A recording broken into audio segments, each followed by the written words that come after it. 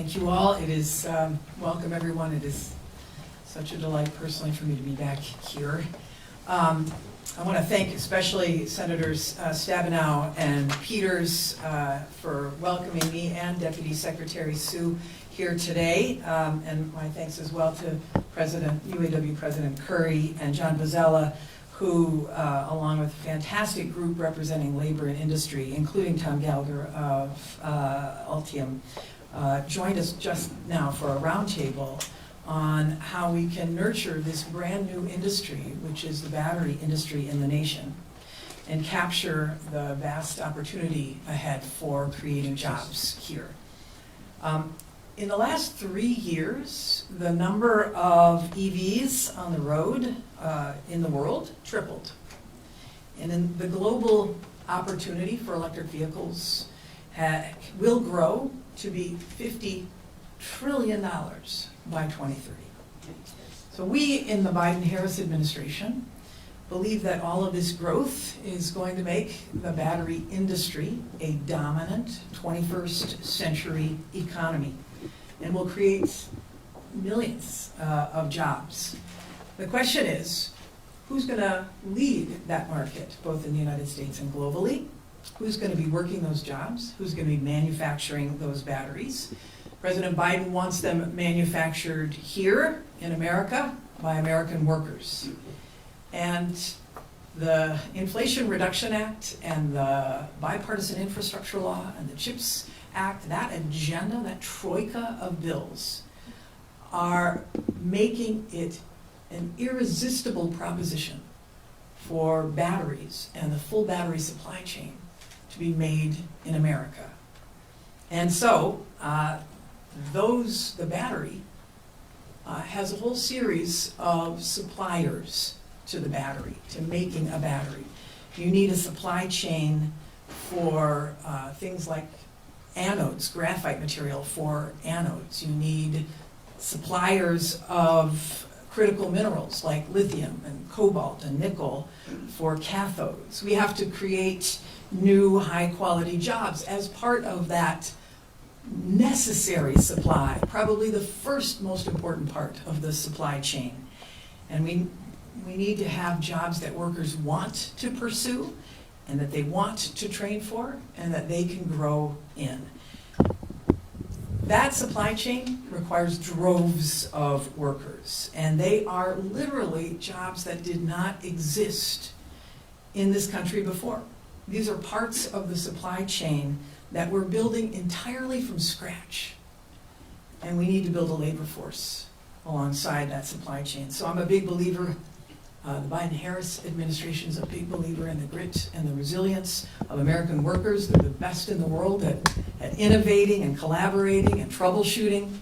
And these are skills that we're going to need to build and maintain our competitive edge in this industry. So the first announcement today is that after months of behind-the-scenes work, we in the Department of Energy, alongside the Department of Labor, are kicking off the Battery Workforce Initiative.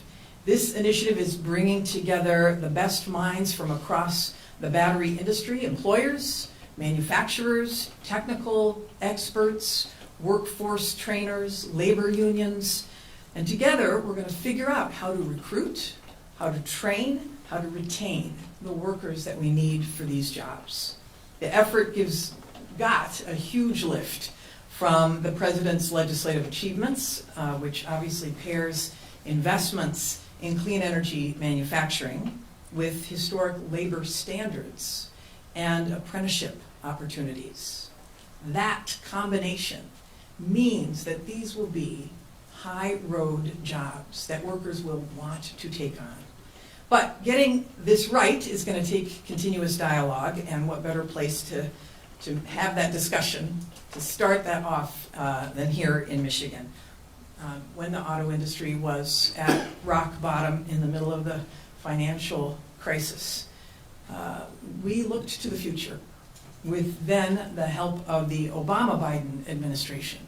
Our industry was lifted from its knees, was given a chance through the loans to the auto industry to get through bankruptcy and retool and move toward electric vehicles. We began investing in Car 2.0, the electric vehicle, and the batteries that form the guts of that vehicle. We got Michigan skating to where the puck is going. We turned this state into a leader in electric vehicle manufacturing. The Whitmer administration has continued that, and in the time since the Great Recession, Michigan has become a magnet for investment in battery manufacturing too, and I'm thrilled today to announce another investment is on its way here. Today, the DOE Loan Programs Office has announced it has closed on a $2.5 billion loan to Ultium Cells, LLC, which will support the construction of new lithium-ion battery cell factories in Michigan, Ohio, and in Tennessee.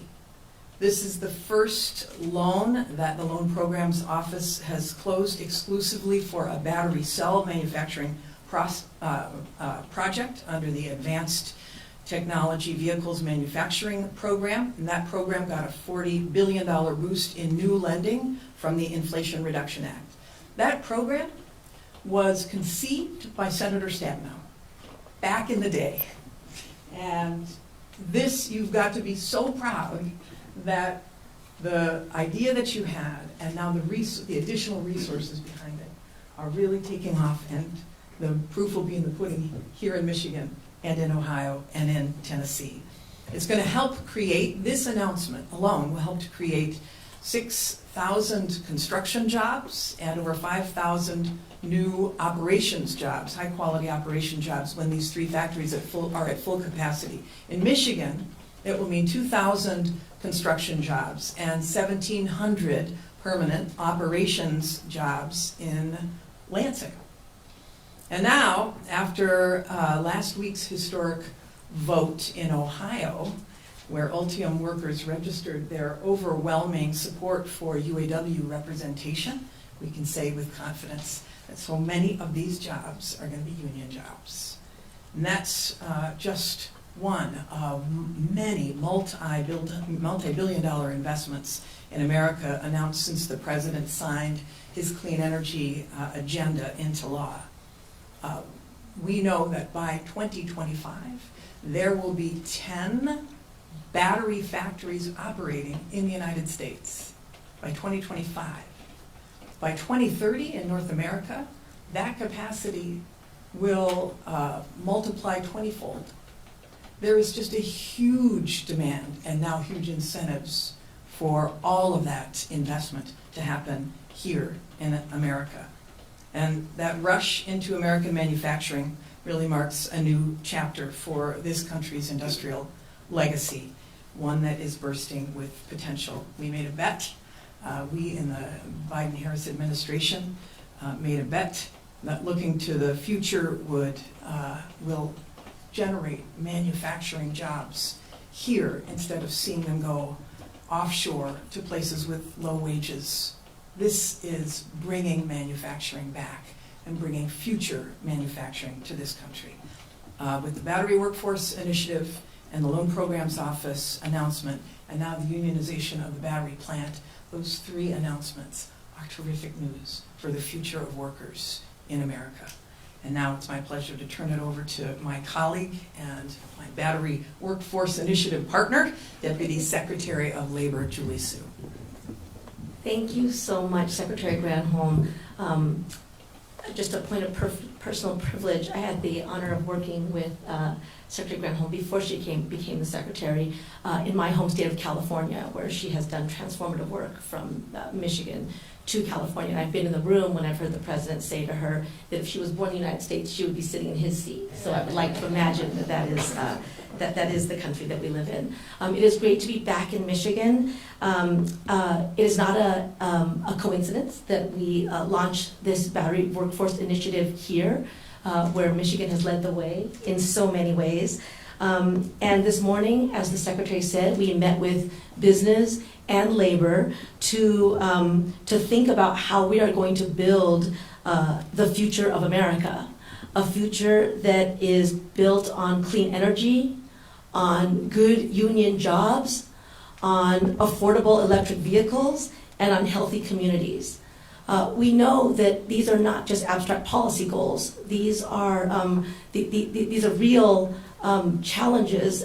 Whether people can fully enjoy safe roads and new bridges and electric vehicle charging stations coast to coast depends on having a good job and the economic security that comes with a good job. Families who turn on the faucet and expect clean drinking water, or sit at their dining room table to get reliable, affordable internet, need to do so in homes where they can afford to pay the rent or the mortgage. And these start with a good job. And so, as the Secretary said, the idea that this is an opportunity to create good jobs across America, including in every community here in Michigan, is not just a matter of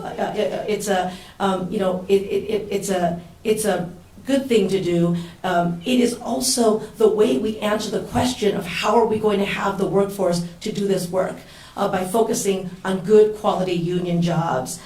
This is how we make American manufacturing competitive globally. It's also how we make sure that American manufacturing can attract and retain the best talent across the United States. So the Department of Labor is committed to partnering with Secretary Granholm and the entire Department of Energy around the Battery Workforce Initiative and making sure that our workforce system, from educational institutions to training programs, respond to the needs of this industry. And that starts with a kind of labor and management partnerships that have been pioneered here and in other parts of the country, and we can expand them into this industry. It starts with registered apprenticeships, which the Department of Labor stands ready to work with all of the people we met with today to make sure it happens. And it starts with equity, making sure that we tap into the full talent of the American people. And it definitely starts with good quality jobs. So as the Secretary mentioned, workers are voting. They voted at Ultium. They're voting across the country with their feet. They're voting for and standing up for good jobs that can sustain a family and build a path to the middle class, and that's exactly what the President's vision is. That's why our Secretary of Labor, Marty Walsh, launched the Good Jobs Initiative, which is intent on working across the administration to make sure that all of these historic investments are actually creating good jobs. And we're launching a Good Jobs Toolkit to that end, because we know that the future of our global future is going to be built by America's workers. So very proud to be part of this partnership and stand ready for the work ahead. And with that, I want to turn it over to the you've already heard the great Senator Stabenow from the great state of Michigan. Well, thank you very much, Deputy Secretary. So we're so glad you're in Michigan, and we are so appreciative of your work and Secretary Walsh's work, and of course Secretary Granholm, who is no stranger to Michigan. And when we were going through some of our toughest times, needing to do the auto rescue, Governor Granholm was there really leading Michigan through this. And it's exciting to be here as we are looking at the next opportunity for us. Now, I want to step back first just for a second and say that it is really exciting for me to look at the fact that in the last 2 years we have created a business partnering and with the support of the policies and funding from the federal government. But we have seen 750,000 manufacturing jobs plus, over 750,000 just in the last 2 years. The single largest increase in manufacturing in 30 years was last year. And so this is a very exciting time, and because we make things and grow things in Michigan, that's what we do.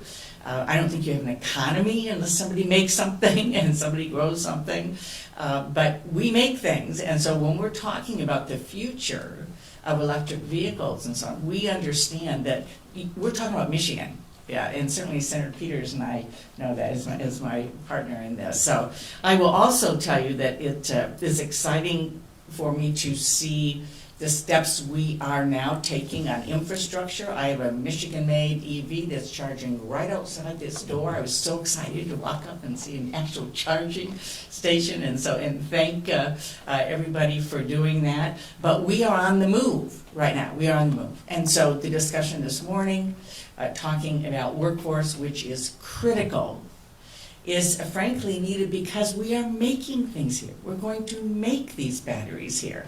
That's why we need the workforce. And as the author of the battery production tax credit in the Inflation Reduction Act, the reason I focused as a member of the Finance Committee over and over again on production tax credits, it's not enough just to invest. We want to reward production. That's what we want to reward.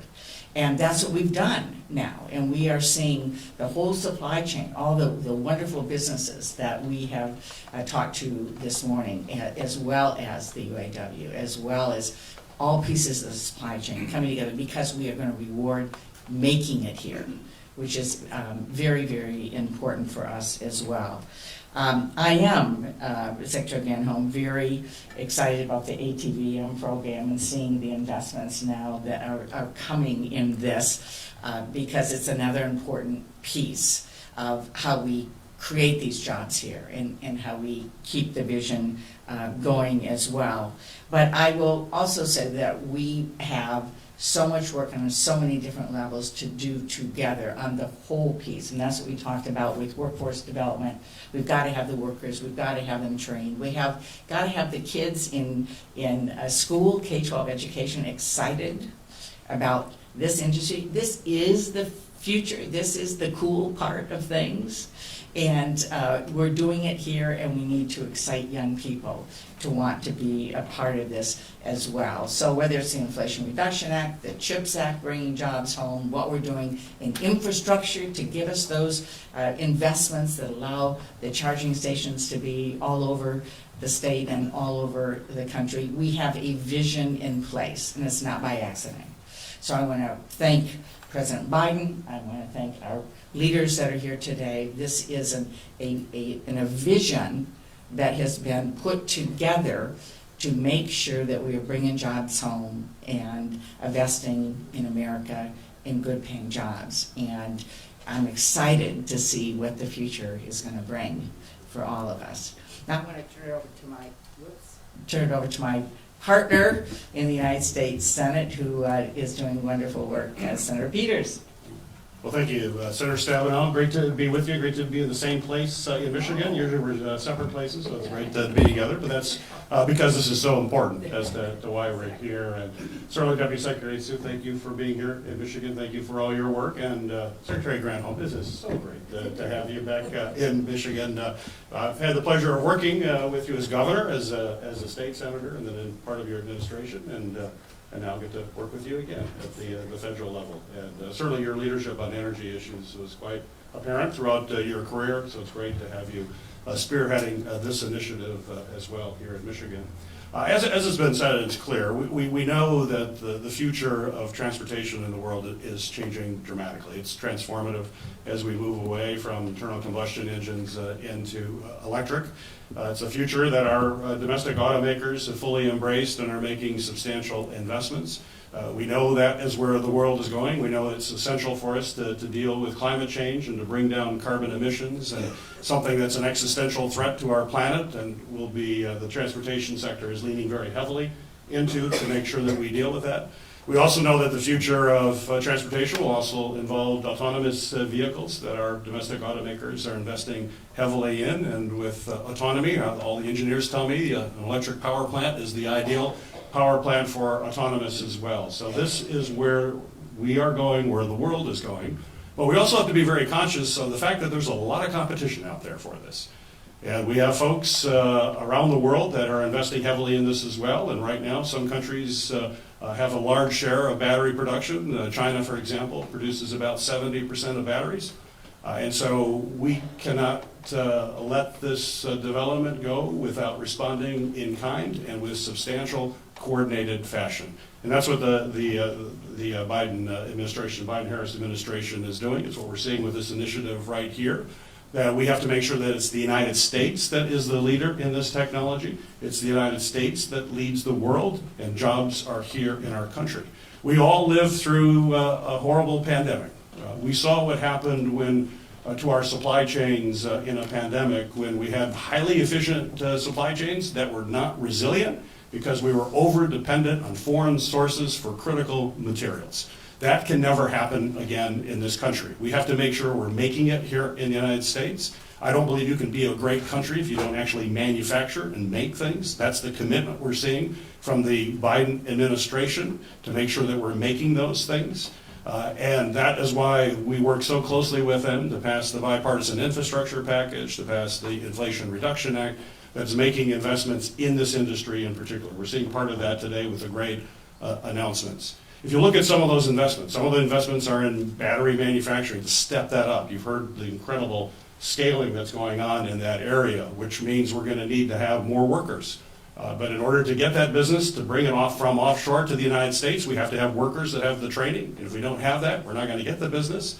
We have to make sure that those kinds of investments are being made. And this is a clear commitment of what's going on in that area. But it goes beyond that as well. We also know that critical earth materials is an issue. You got to have the raw material.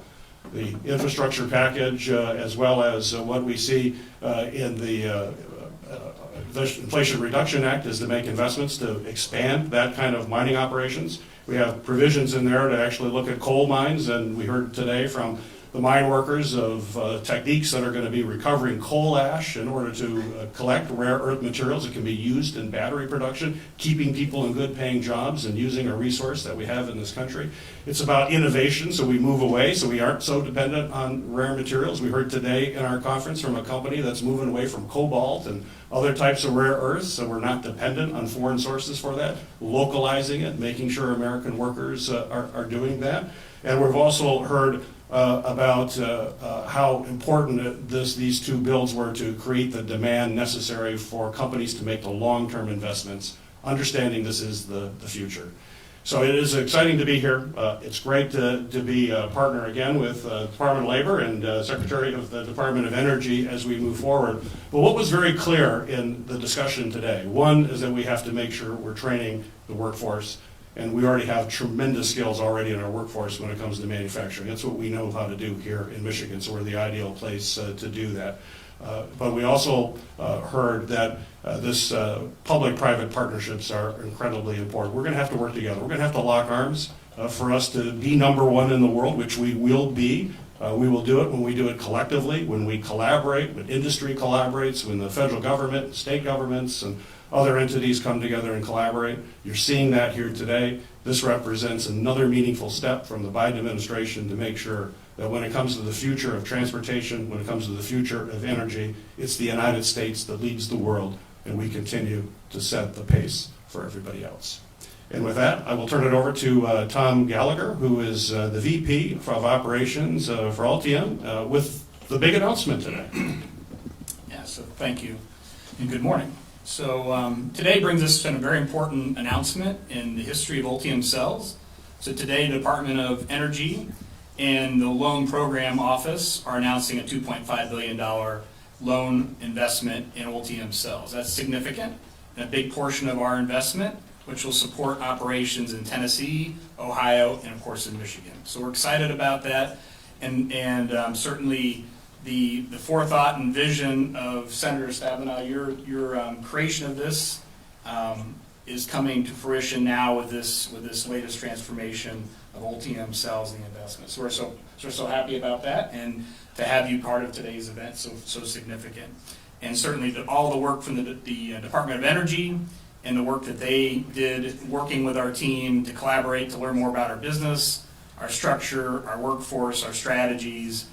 This was a journey that was important, so certainly Secretary Granholm, we appreciate all the work that your team did to ensure reaching this point successfully. So Altium Cells is a story of collaboration and partnership. That's what brings us to today. Back in 2019, when an agreement was signed between LG Energy Solution and GM, that was culminating a partnership that started more than 10 years before that. So those two companies worked in collaboration in the EV space, and certainly brought them to the creation of Ultium Cells. So I'm happy to be part of that vision and representing Ultium Cells today. In our roughly 2 short years of history, we've moved from construction of a plant in Ohio and startup production, and so today we have more than 1,000 people operating a plant in Ohio, producing battery cells for our customer, and so we're very excited about that. This loan will enable further investment in Tennessee as well as Michigan to bring that reality to in front of us. So what's before us is more than $7 billion of investment across 3 locations that will enable our customer, General Motors, to bring a full line of electric vehicles. And so that's very important. They've indicated a direction towards more than 1 million vehicles by mid-decade. So we're excited to be part of that transformation and bringing a full line of product to various customers that today may not be considering EVs, but by bringing the work to the United States, integrating our business, we believe we'll be in well position to grow that. So we're excited about that. So these facilities are very, very important, not only in their in what they represent from a workforce perspective, but also a capacity perspective. So we're going to, between the 3 sites, we'll have 130 gigawatts of capacity, which represents among the largest in the world battery cell manufacturing. So we're excited to be part of that with our partner LG Energy Solution, and it really is beginning that important transformation. This is new technology, new manufacturing, new types of work, and so we're excited about that. So building on that early partnership theme, we've also established partnerships not only at a state and local level, because those are significant when we make these kinds of investments, but with educational partners at the high school level, at the community college level, and also the state university level have all been areas we have partnerships. So we're excited about leveraging those where we can have mutual benefit to reach the community, tell our story, and attract workforce. And we've been really on a journey of growing our workforce, just from over 100 people a year ago to more than 1,000 in Ohio. So that's exciting. So we're really pleased about that. So again, we're at the forefront here of this new technology, and Ultium Cells is really born from the vision of a lot of people, many on this stage before you, but also those in industry with LG Energy Solution and GM. So as we move forward with partnerships, there will be ongoing partnerships as we support our workforce, as we partner with UAW to represent the workforce in Ohio. And so we're excited about that opportunity, what it represents, and the relationship that it will grow into. So again, I just want to take an opportunity to recognize the work of the Department of Energy and Secretary Granholm and her team for what they've been able to do working with our team successfully, and how this plays an important part to bringing electrification in front of us today. So again, we remain thankful to these partnerships and understand the responsibility they represent. As a loan program, we have a responsibility to perform and pay that loan back successfully, so we intend to do that. So again, thank you so much. And so now I'll turn it over to one of our partners, Ray Curry, UAW President. Good morning, and thank you for having me here today. Secretary Granholm, I want to thank you for hosting the Battery Workforce Initiative. Clearly, from the discussions that have taken place with a number of stakeholders today, we recognize the impactful piece that's going to take place with regard to industry, government, and labor. A true collaboration, a true opportunity to move things forward. Also, we're excited about the news with Ultium today, one of UAW's newest partners. A key piece in all of this that's most significant, and we wouldn't be here today without this, is what took place in August of 2021. The President signed the executive order for EVs at that time. That was his vision of moving things forward with regard to commitments to so many around the country. That vision moved with legislation such as the Infrastructure Reduction Act. When you take place with that, when you take this CHIPS and Science, and when we take the Inflation Reduction Act following that, all of those are significant to where we land today and the value of what was there for each and every one of us in the country. That piece ties the opportunity for new jobs.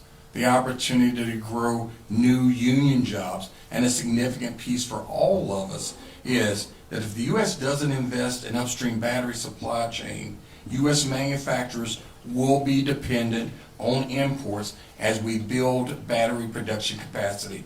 Without proper planning, our dependence on imports will become even greater as EV production increases on time. We need to again commit to American jobs, jobs here built in the USA, products built in the USA, and a commitment for growing good paying union jobs that this administration has been committed to. I appreciate the efforts that our two senators have been advocating for on behalf of this state and behalf of the nation, but the work that was done by Secretary Granholm in the Department of Energy and also Deputy Secretary Sue, who's here representing the Department of Labor, all significant for each and every one of us about partnerships and future collaboration. This is only the beginning as we talk about a true transformation. And we're excited about the loans that were announced today for Ultium and the locations that won most successful, our recent unionization vote that took place last week in Ohio. And we're excited about the opportunities in Lansing and Spring Hill, Tennessee as we move forward. Thank you. I'll now turn it over to John Gonzalez for remarks. Thank you very much, President Curry. Thank you for having me here today. Secretary Granholm, very much appreciate your leadership, and Deputy Secretary Sue, of course, Senator Stabenow and Senator Peters.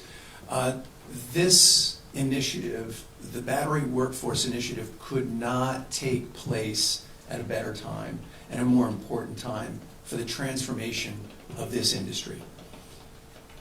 We are doing nothing short of completely transforming the automotive industrial base in this shift to electrified and zero carbon personal transportation. That's what's taking place, not to mention a transformation in the vehicle market itself. That transformation will require a 21st century workforce. The conversation that took place this morning focused broadly on a number of initiatives and opportunities to think about skills, broad core workforce needs, core training needs, common areas of learning and skills that will help transform not only the workforce but communities all across the country. Certainly, of course, here in Michigan, but all across the country. To give you some context, this industry represents 10 million American jobs. It is 5% of the gross domestic product in this country. For every dollar that's invested by automotive manufacturers, $3.45 of value is created. 10.5 jobs for every job that's created. This is an enormous industry and the shift, it requires collaboration, which is why it's important to consider not only industry leadership, and there was a lot of discussion about the scale and scope of investment that's taking place across the sector, and the opportunity that investment creates, not only with regard to jobs, but cutting edge technology. But we need to make sure that we're partnered with policymakers, that we're partnered with industry broadly, with our partners in labor and in other areas of workforce development, to make sure that this is a transformation that benefits all automotive communities. And so we're very gratified to be a small part of this process. We look forward to the development of these core skills and workforce training needs to make sure that we very much are competing in a global marketplace, which brings me to my last point. This is not just about creating cutting-edge jobs in the United States. It's about our economic security and our national security. And we want to make sure that we continue to win in the global marketplace as we go forward. So thank you very much for having me here today, and I look forward to answering any questions, and I believe that's where we are at this moment. Thank you so much. So again, if you have questions, just raise your hand, announce what outlet you're with, and who your question is directed to. Anybody get that? My question is for President Curry. Thank you for the opportunity. In the context of everything we're talking about here in terms of, the opportunities for organized labor that these new jobs create, I wonder if you could talk a little bit about the impediment of right to work as you see it in Michigan and in other states. How big of an obstacle do you see those laws in terms of, your ability to organize and bring workers on board for this transition? Actually, I don't see an impediment. While those states may have those in their state constitutions and laws, we've been very successful in every one of those locations. We've not seen a reduction despite Michigan in a previous administration electing to go right to work. We've not seen a reduction in our true membership here in the state of Michigan. Ohio, as you know, is a closed shop state, not impacted at all. And the location that was just announced with regard to Tennessee, we actually have a facility that's been there long term that's had over 95% union representation at that location and others that surround that area. So I don't see it as impediment. I see it as opportunity for growth. I see that the UAW's footprint is expanding through this EV transformation and other sectors that we're growing in representation. And that said, are you supportive of the, potential for Michigan to repeal that law? Absolutely. It was a travesty that it took place on one administration's watch, and we'd like to see that move forward in a different path as we move forward on behalf of all working men and women in the state of Michigan. Thank you.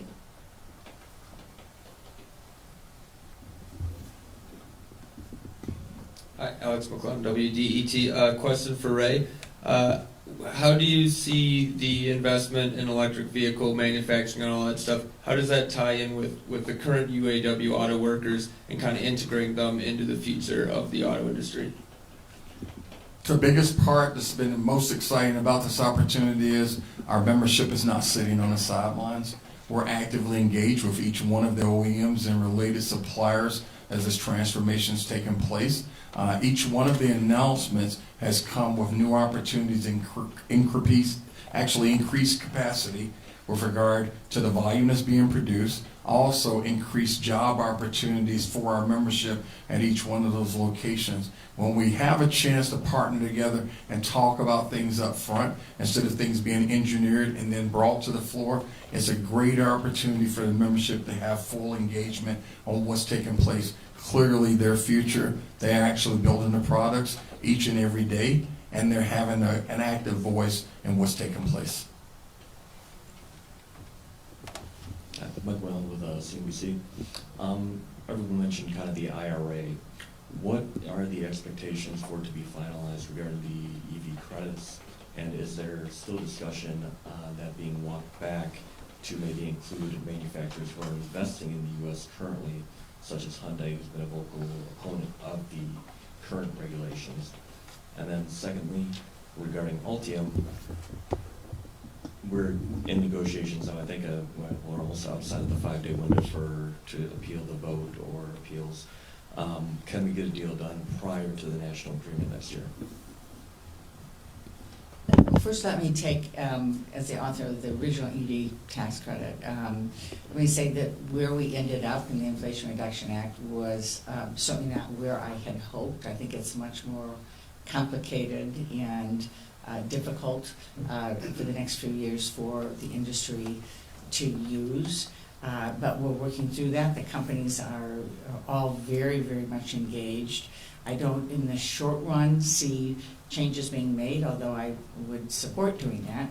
But I think it's more likely that each of the companies is now assessing their way forward in terms of the various pieces of the domestic content requirements and so on.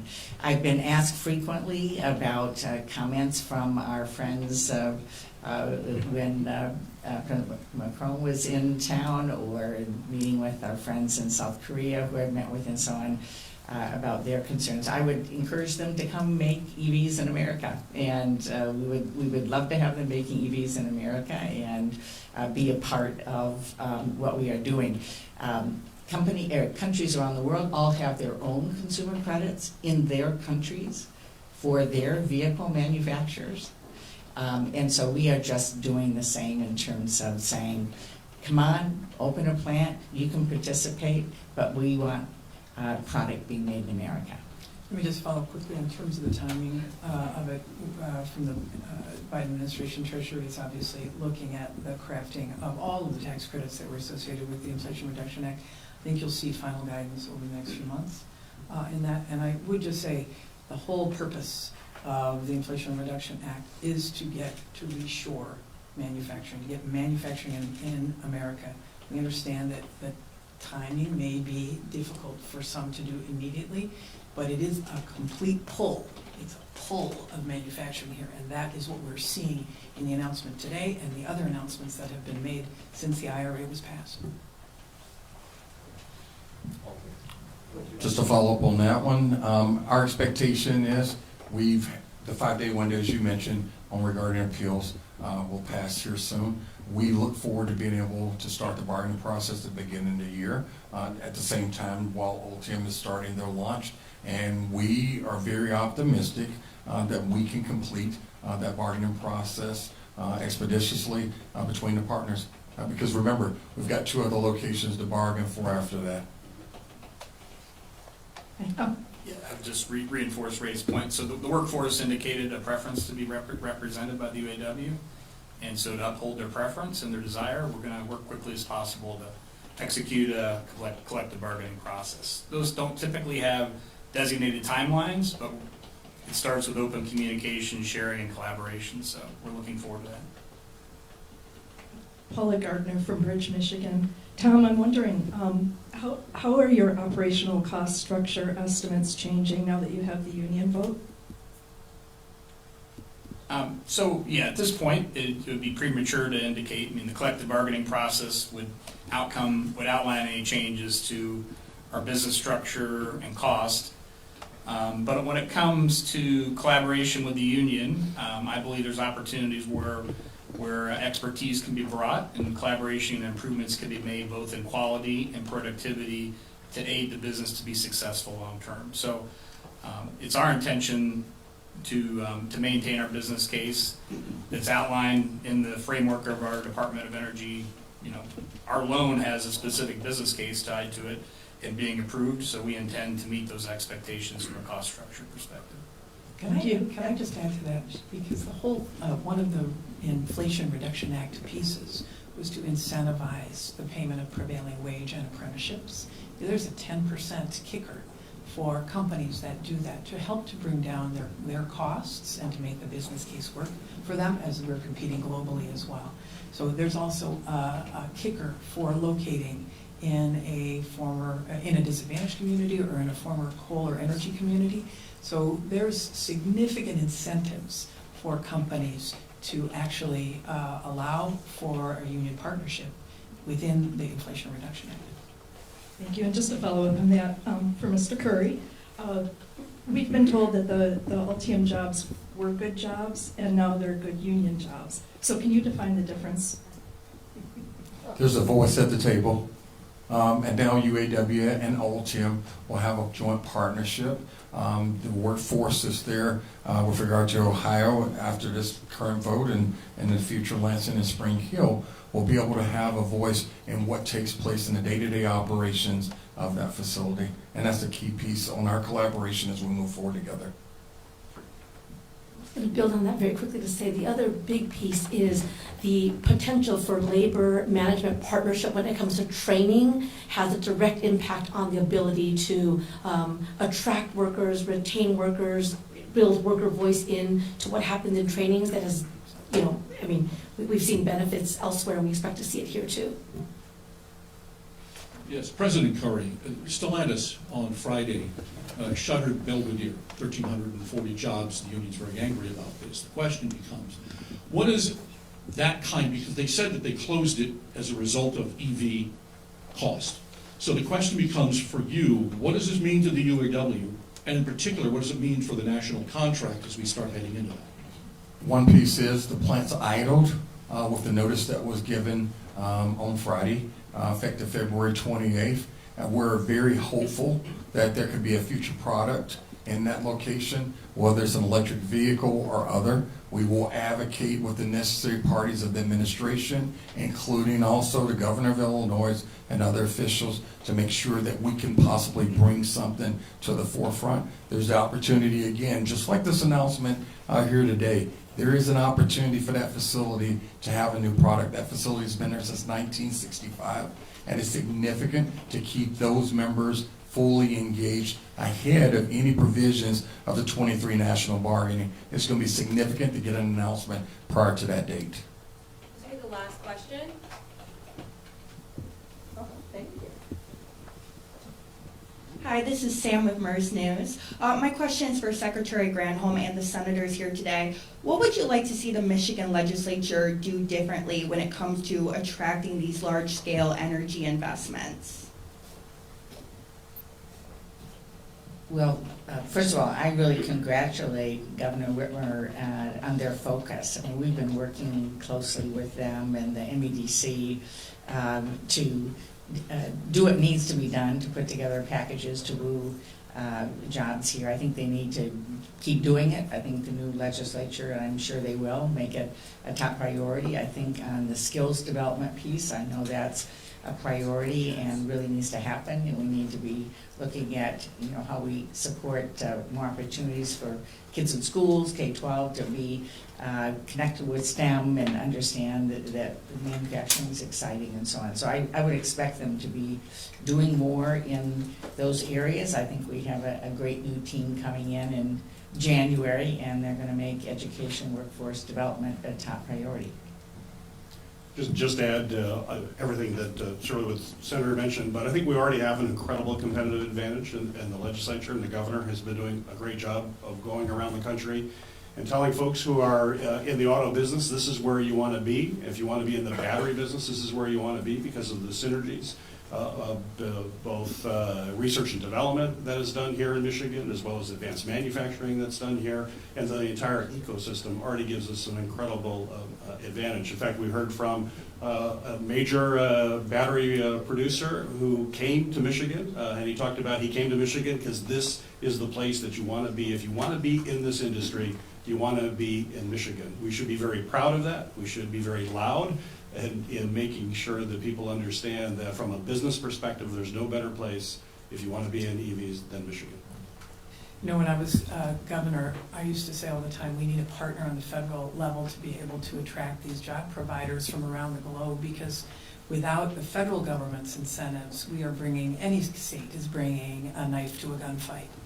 And now we have a partner in the federal government. And so with these incentives, I think you're right that what they need to be doing is trumpeting that the workforce here, the combination of the workforce and the supply chain and the manufacturing know-how make Michigan utterly irresistible. And that's very exciting.